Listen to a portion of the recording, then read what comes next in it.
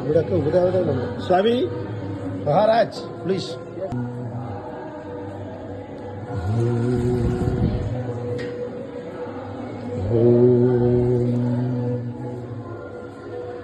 ഇവിടെ ഒരു അമ്മ ധ്യാനത്തിലിരിക്കുകയാണ്.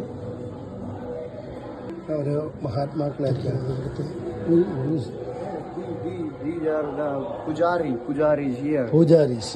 ഇവിടുത്തെ പഴയ പഴയ പൂജാരിമാരൊക്കെയാണ്, കടന്നുപോയ പൂജാരിമാർ സ്വാമിമാരും ഒക്കെയാണ്.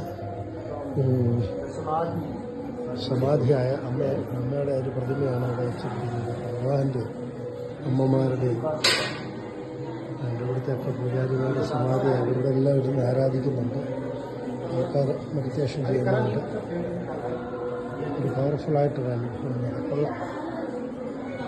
പിന്നെ അവിടെയുണ്ട്, അവിടെ സമാധി ആൾക്കാരുടെയൊക്കെ ആണെന്നാണ് പറയുന്നത്. എന്തായാലും വ്യത്യസ്തമായ ഒരു